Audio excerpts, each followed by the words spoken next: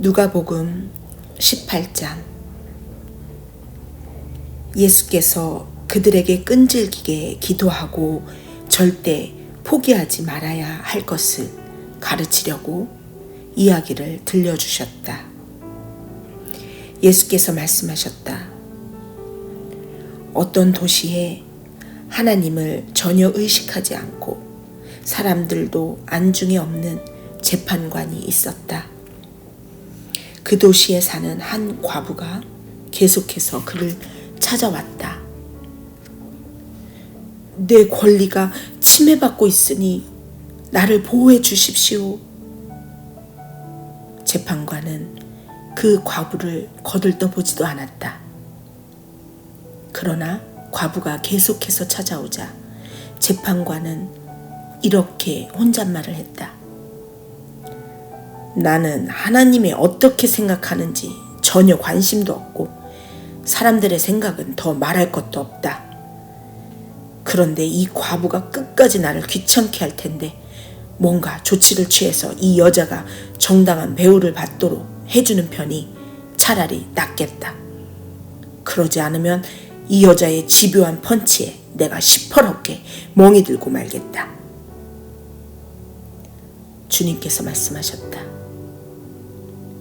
너희는 이 불의한 재판관이 하는 말을 들었느냐? 그렇다면 너희는 도움을 구하며 끊임없이 부르짖는 택하신 백성을 위해 하나님이 개입하셔서 정의를 이루어 주시리라고 왜 생각지 않느냐? 하나님이 자기 백성의 권리를 지켜주시지 않겠느냐? 내가 보장한다. 하나님이 반드시 그렇게 해주실 것이다. 그분은 질질 끌지 않으실 것이다. 그러나 인자가 다시 올 때에 그처럼 끈질긴 믿음을 이 땅에서 얼마나 찾을 수 있겠느냐. 자신의 도덕적 행위에 흡족해하며 자만심에 빠져서 보통 사람들을 업신여기는 사람들에게 예수께서 다음 이야기를 들려주셨다. 두 사람이 기도하러 성전에 올라갔다. 한 사람은 바리새인이고 다른 한 사람은 세금 징수원이었다. 바리새인은 자세를 잡고 이렇게 기도했다. 오 하나님, 내가 다른 사람과 같지 않으니 감사합니다. 강도나 사기꾼이나 가늠하는 자나 행여 이 세금 징수원과도 같지 않으니 감사합니다. 나는 일주일에 2번 금식하고 모든 수입의 11조를 드립니다. 한편 후미진 곳에 구부정하게 웅크려져 두 손으로 얼굴을 감싸고 있던 세금 징수원은 감히 고개도 들지 못한 채 말했다.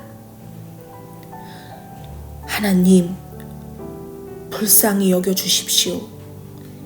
이 죄인을 용서해 주십시오.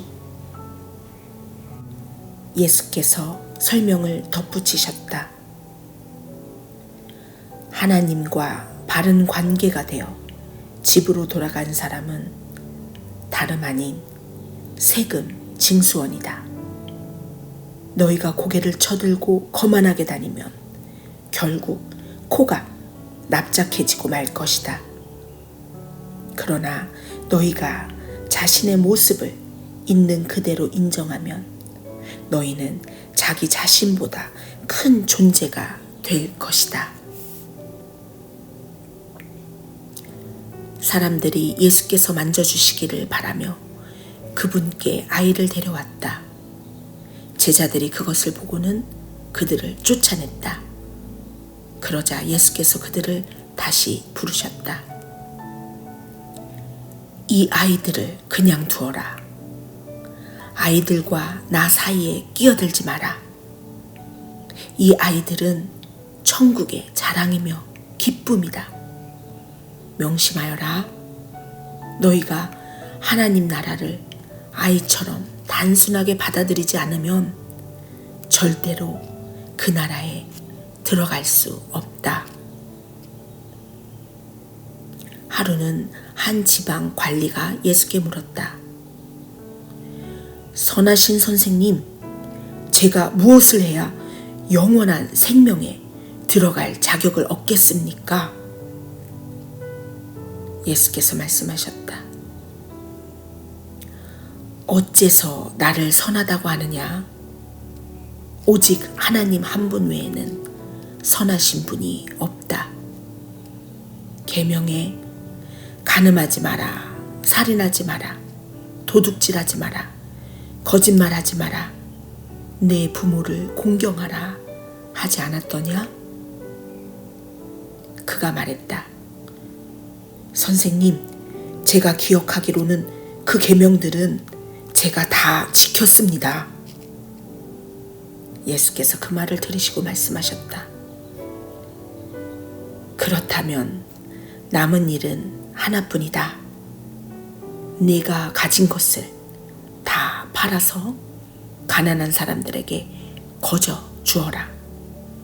그러면 네가 하늘의 부를 갖게 될 것이다.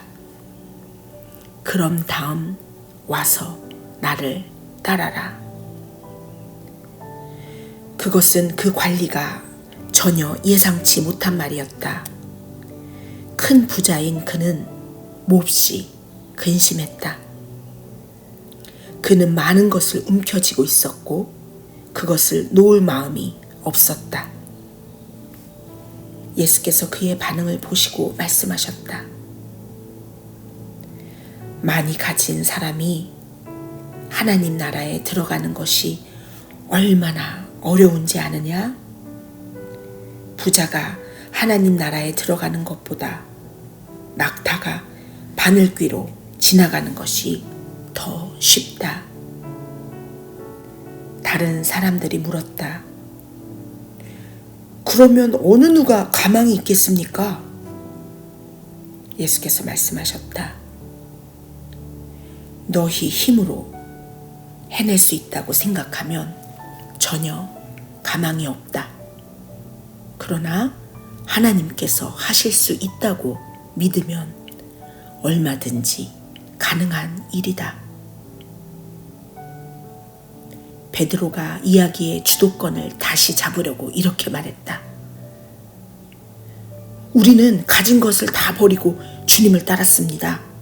그렇지 않습니까? 예수께서 말씀하셨다. 그렇다. 너희는 절대 후회하지 않을 것이다. 집과 배우자와 형제 자매와 부모와 자식과 그 무엇을 희생하고서 손해볼 사람은 아무도 없다. 너희 평생에 그 모든 것을 여러 배로 돌려받을 것이다. 영원한 생명도 덤으로 받을 것이다. 그 후에 예수께서 12제자를 따로 한쪽으로 데리고 가셔서 말씀하셨다. 잘 들어라. 우리는 지금 예루살렘으로 올라가는 길이다. 인자에 대해 예언서에 기록된 것이 모두 이루어질 것이다.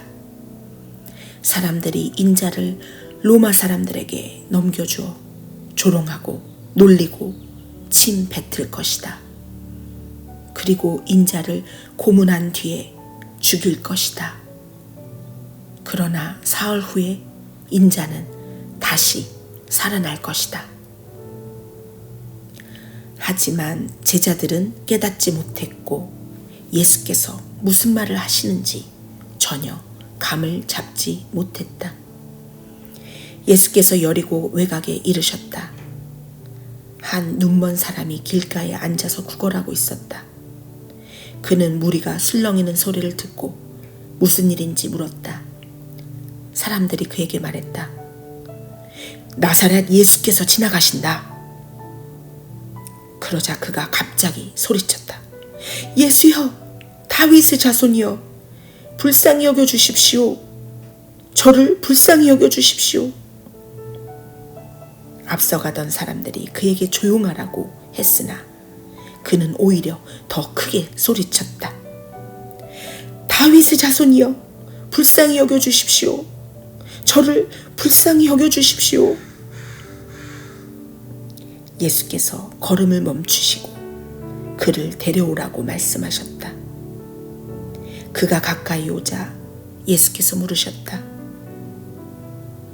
내게 무엇을 원하느냐? 그가 말했다.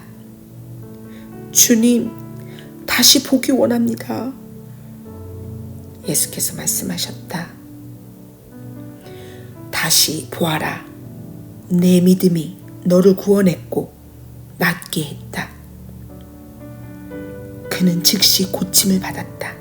그가 고개를 들어서 보니 앞이 보였다. 그는 하나님께 영광을 돌리며 예수를 따라갔다.